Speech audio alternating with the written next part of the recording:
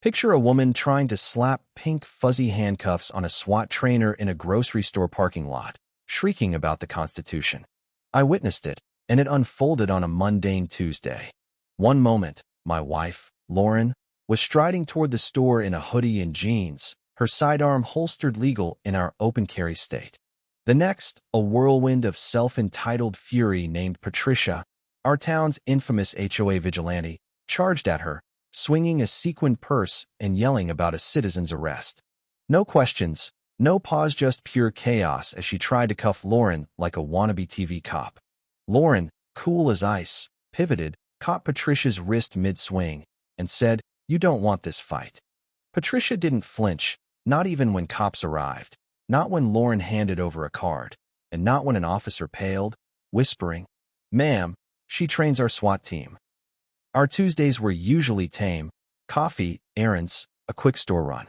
Lauren and I moved to this sleepy suburb 4 years ago. Low crime, friendly vibes, but an HOA with too many meetings. Lauren kept her job quiet, rarely carried off duty, but that morning, fresh from a tactical conference, her holster was on out of habit. I stayed in our truck, taking a call, while she went for milk and bread. That's when Patricia, the HOA's self-proclaimed sheriff, spotted her. In a starched blouse and yoga pants, she looked like outrage personified. Known for harassing a delivery guy over his tattoos, she locked onto Lauren's holster like it was a bomb. She bolted across the lot, screaming about armed threats in her community. Lauren raised her hands, signaling no harm, but Patricia pulled out those fuzzy cuffs, yelling, "You're under arrest for brandishing in a school zone." No school was near. I jumped out as Patricia lunged, trying to cuff her. Lauren sidestepped, disarmed her with a gentle twist, and pushed her back. Patricia stumbled, screeching about assault. A crowd formed, phones out. Someone muttered, "She didn't touch her." The store manager called the cops. When 2 officers arrived, one groaned at Patricia's face. Her 911 abuse was legendary. She ranted about militia terrorists. Lauren silently handed over a black card. The officer read it, eyes widening, and stepped away to call it in. Patricia demanded answers. The cop returned, nodded to Lauren, and said, "You're free to go." Patricia erupted. "She's carrying illegally." The officer explained open carry laws, but she screamed about corruption, threatening to call the governor. The cop sighed. "Look up who trains SWAT. It's her." Patricia's face contorted. She stammered about fake badges and stormed off, but this was just the start. By evening, she'd posted on the HOA forum, claiming Lauren threatened her with a gun and the police were complicit. She called for a safety walk to stop armed lunatics. Lauren sipped tea, smirking. She knew Patricia would escalate, and she was ready. Next morning, flyers blanketed the neighborhood. "Protect our streets. Ban open carry in HOA zones." A grainy photo of Lauren's holster, circled in red, featured a fake quote, "We're untouchable." Patricia had branded her Citizens Safety Patrol. Lauren muttered, "Time for the SWAT crew's field trip." Patricia thought she could paint Lauren as a rogue gun nut.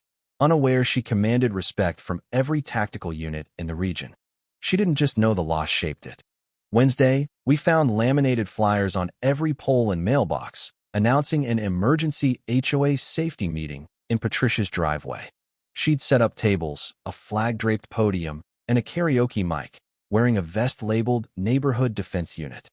20 neighbors showed, half curious, half cringing. Patricia ranted about Second Amendment abusers and paramilitary threats, tossing in buzzwords like she'd binged conspiracy podcasts. Lauren watched from our driveway, silent, shades on. Patricia screamed. She walked into a family store armed. What if she tripped? A neighbor whispered, "Doesn't she train cops?" Whispers spread. Patricia's voice cracked. "If police won't act, we'll patrol ourselves." That line would bite her. Her speech hit police inboxes, including the sheriff Lauren trained.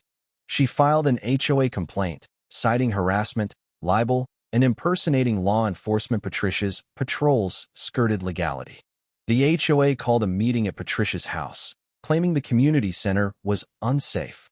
Lauren arrived, blazer on, no gun, with a folder. Patricia's PowerPoint, Stopping Tactical Terror, featured Lauren's face photoshopped by a tank. Lauren let her ramble, then laid out. open carry laws, a restraining order request, and a police affidavit confirming her credentials. Patricia shrieked, "You're silencing me." Neighbor Tom, usually quiet, said, "This is your 5th arrest attempt. Last was a FedEx guy." Another added, "And that kid with a Nerf gun." Patricia paled, ranting about a conspiracy, and fled mid-meeting, slamming her door. Neighbors stood stunned. Patricia's next move was a video claiming Lauren led a deep state training cabal, using a public SWAT photo as proof. It went viral, but Not Her Wames mocked her, dubbing her Cuff Queen.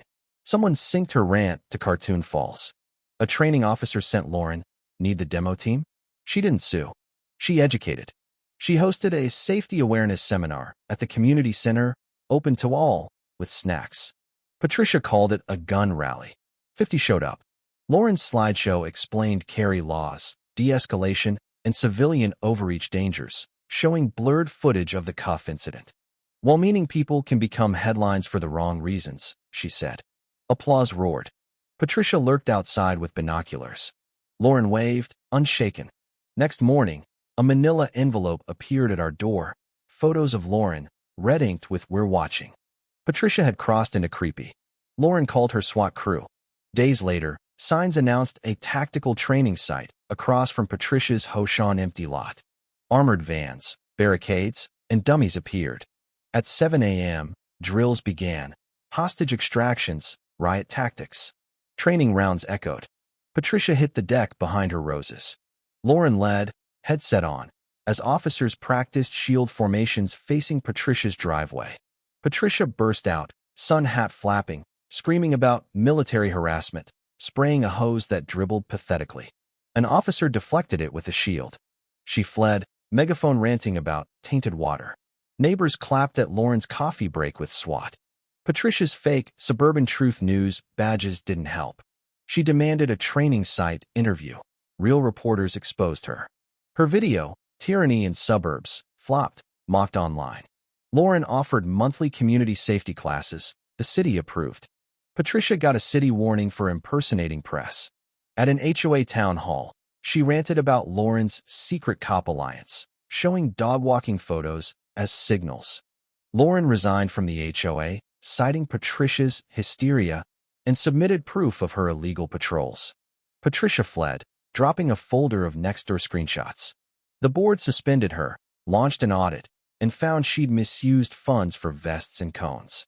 Ally Linda flipped, leaking emails where Patricia bragged about smoking the SWAT queen. Patricia's final plea driveway expose drew no one. She quit the HOA app, silenced. But signs lingered. A parked car, odd clicks, a flashlight in our yard. Patricia's pamphlets labeled Lauren a federal operative. Lauren called the state AG, proposing a seminar on civilian boundary law. It packed the Civic Center.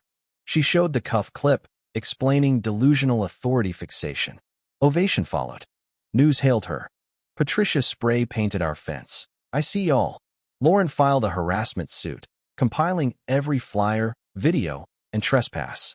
Served publicly, Patricia screamed retaliation. The judge granted a restraining order, damages, and a 5-year HOA ban. A late-night package, "You fooled them," proved Patricia wasn't done. Her house sold quietly. She moved counties away, no HOA. At a police charity shoot, Lauren hit 5 bullseyes. A cop yelled, "Patricia sightings?" She grinned, retired herself. A kid's shirt read, "Trained by Lauren, cuffed by Patricia."